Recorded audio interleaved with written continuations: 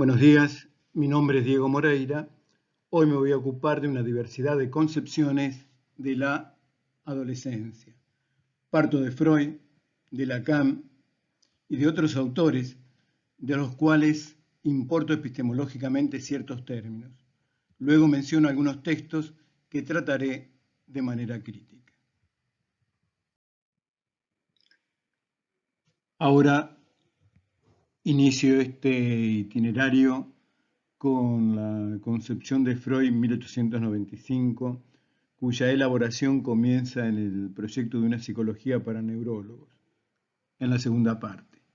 Allí postula a la adolescencia como una organización en la que cobra eficacia una condición histérica generalizada. Esta condición deriva de una característica de lo anímico. Me refiero al retardo de la libido,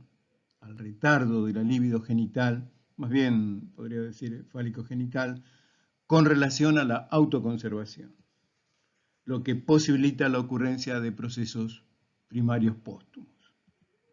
Por otra parte, en Lacan, 1972-73, en el Seminario 20, Ancor, se lee que lo llamado como hombres, mujeres y niños nada quiere decir como realidad prediscursiva. Cada realidad se constituye a partir de un discurso, de manera que los hombres, las mujeres y los niños no son más que significantes. Entonces los hombres, las mujeres y los niños no son más que significantes, puedo agregar los adolescentes. Por mi parte considero a la adolescencia como una posición ética por la cual puede acceder el sujeto a morir a su manera. Es decir, la adolescencia la considero como una posición netamente ética por la cual puede acceder el sujeto a morir a su manera. En Winnicott, hacia 1971, encontramos que si en la fantasía del primer crecimiento hay un contenido de muerte, en la adolescencia el contenido tendrá que ver con el asesinato. Allí hay una sección que habla del asesinato del padre. Pero veamos con cierto detalle estas diferentes concepciones. Comencemos con la posición de Freud, su concepción de la adolescencia como una condición histérica generalizada.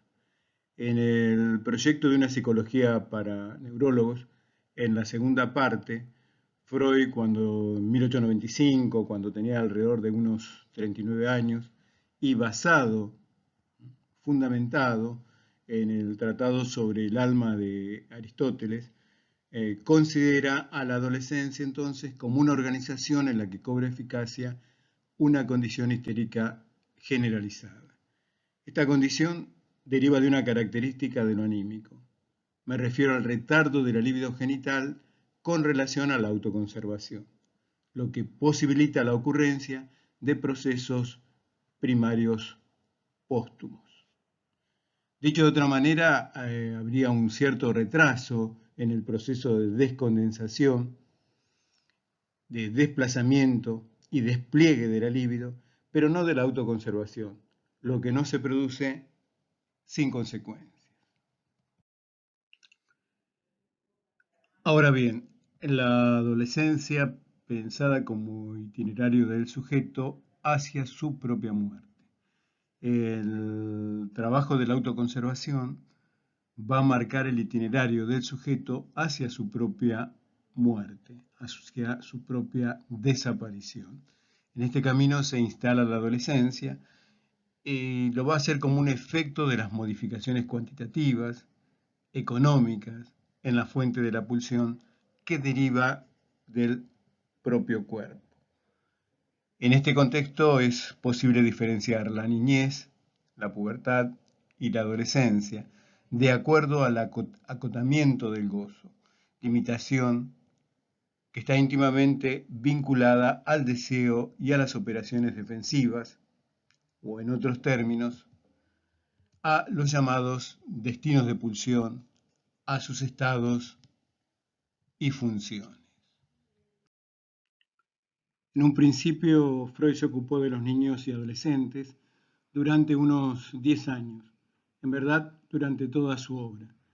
Puedo decir que se dedicó a lo que hoy llamaríamos neuropediatría, desde su regreso de Francia en 1886 hasta los estudios sobre la histeria en 1895. Fue el primer analista de niños y adolescentes. Trabajó los martes, jueves y sábados en un instituto para niños y adolescentes carenciados, pobres, en Viena, llamado Kassowitz. Bien, veamos ahora a Peter Bloss. Hacia 1962 afirma que la adolescencia debe ser considerada como un fenómeno psicosociocultural. Un fenómeno psicosociocultural. Mientras la pubertad corresponde a los actos de la naturaleza, la adolescencia a los actos del hombre. Bloss nos dice que el incremento de las emociones libidinales y agresivas desde la prepubertad puede implicar dos destinos. A. Restablecer formas prelatentes de satisfacción pulsional,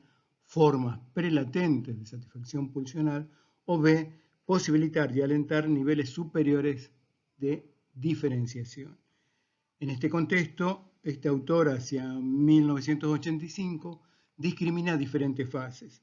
Adolescencia temprana, que iría de 11, 13 años a los 15, adolescencia media, de 15 a 17, y adolescencia tardía de los 17 a los 20 años.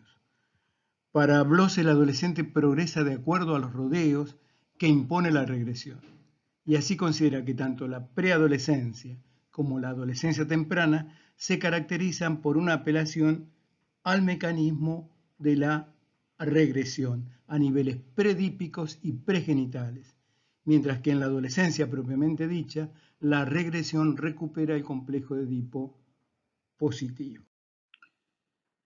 Veamos ahora la propuesta de Aberasturi y Nobel. Hacia 1970, en la adolescencia normal, y a diferencia de una postura netamente biológica, organicista, conceptualizan a la adolescencia como un periodo de transición entre la pubertad y la adultez.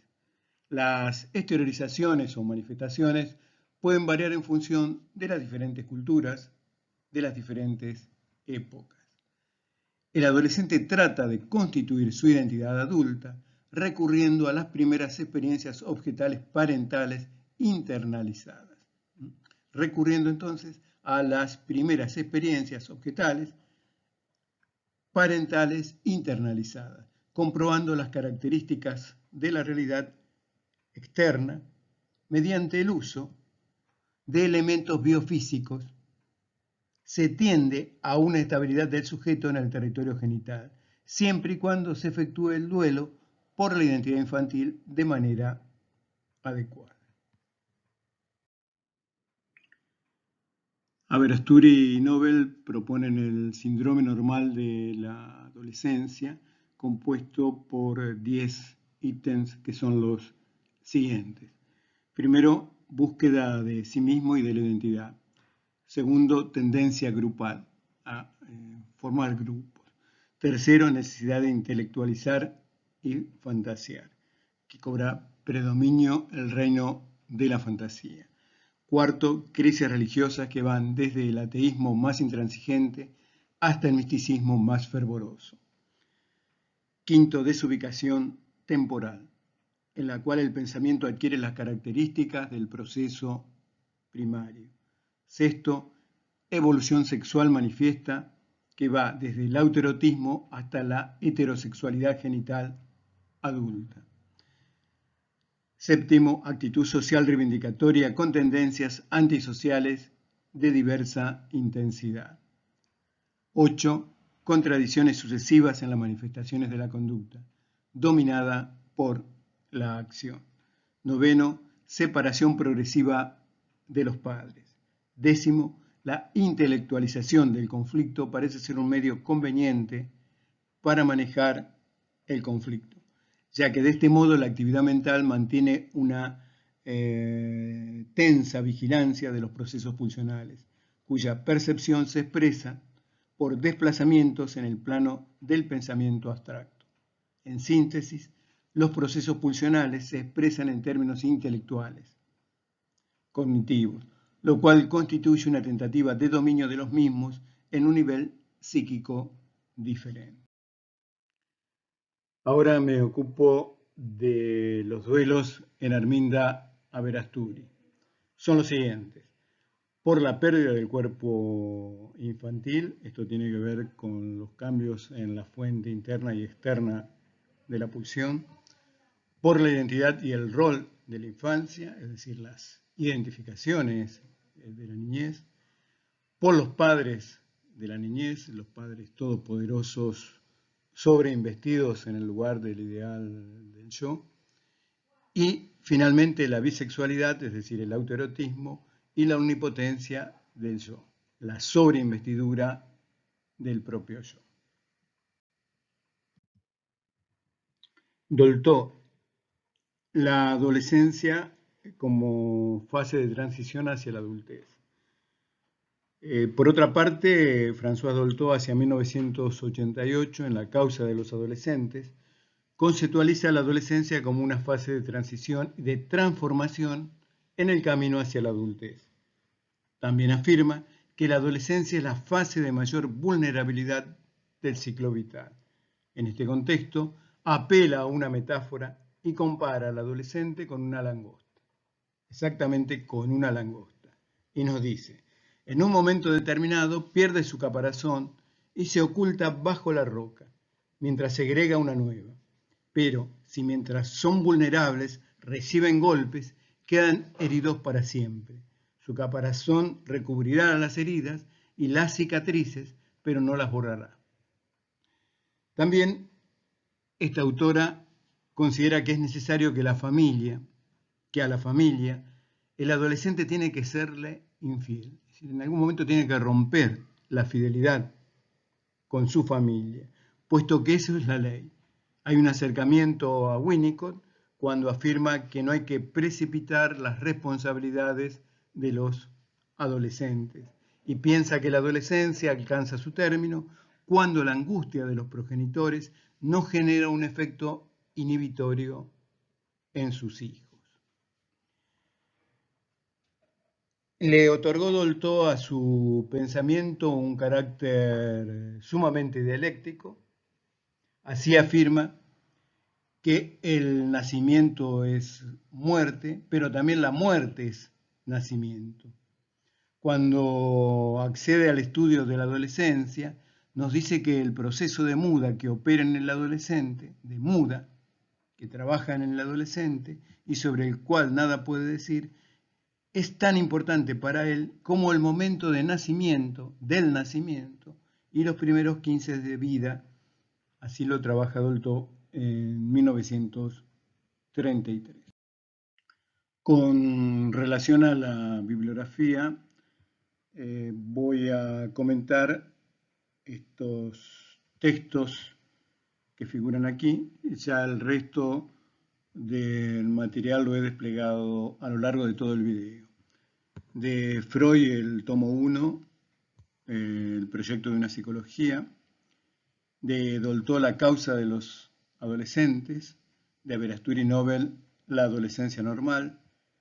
De autoría propia, Psicopatología y lenguaje en psicoanálisis, y La pubertad y sus transmutaciones. Gracias.